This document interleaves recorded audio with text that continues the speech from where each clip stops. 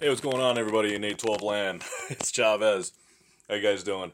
So I just want to show you a bass that I'm finishing up on right now. It's one that it took me a little longer than I expected it to, and with good reason. It fought me a little bit. And this is an old vintage Japanese-made Mark 20 bass.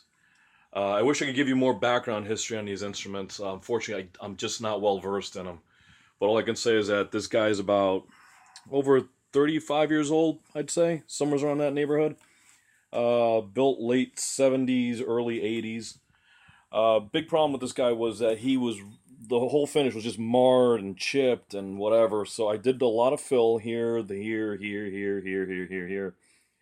And a lot of it is almost gone. You can still see little remnants of something. But for the most part, most important thing, as we bring the light like that, is watching that light travel. Now it's going continuous. Now, there's a lot of ways you can do this, but I just went with the old-fashioned polishing method.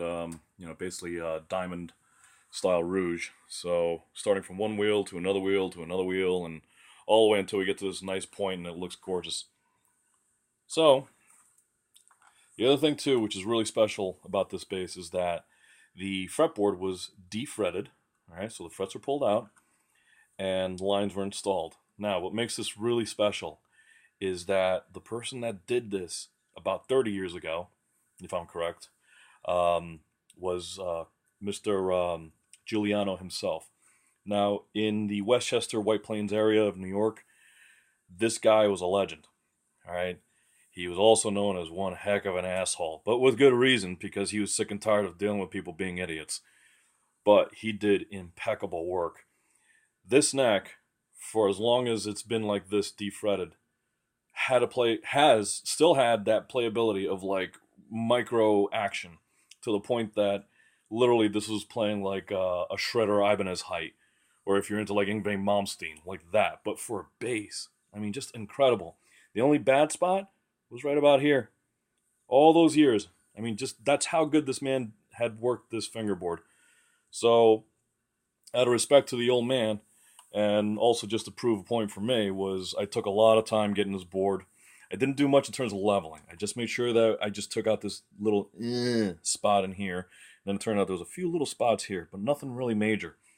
Once that was done, I sanded all my grades from going all the way from 220, and I went as far as 1500. And that leaves the board looking that nice. All right. This is about as close as we're going to get to almost like having like a mirror style finish for a board. Now, could we do like a regular shellac finish or some kind of urethane? Of course. But why? Why bother? I mean, the wood is gorgeous. So, it's been re-oiled after sanding. And then, old school style paste wax. Best stuff. And what I've been doing for about the past half hour is rubbing the neck back and forth. Then I'll do like another 1 or 2 layers of the wax, and then this again. Now, what's happening is that the heat of my hand is actually allowing the wax to just melt enough just to get into those pores. So what I'm basically trying to do is kind of like what Giuliano did back in the day, which is I want this thing to last another 30-something years. Anyway, I'm taking way too much time with this bass, and to Mr. Pepe that owns it, dude, don't worry, it's coming back home soon, and I know you're going to be mucho happy. I'm going to put them all together, get all the wiring straight and squared out. For the most part, Pepe actually did a very good job when he had this wired up. The only thing was that the caps themselves that came with the harness they weren't right for bass, so we're going to replace those. But other than that, I'm going to then string them up, fire them up, have some fun, and then call Mr. Pepe so he can pick up his old buddy. Anyway, thought you guys would enjoy. All right, take care, guys, and stay warm.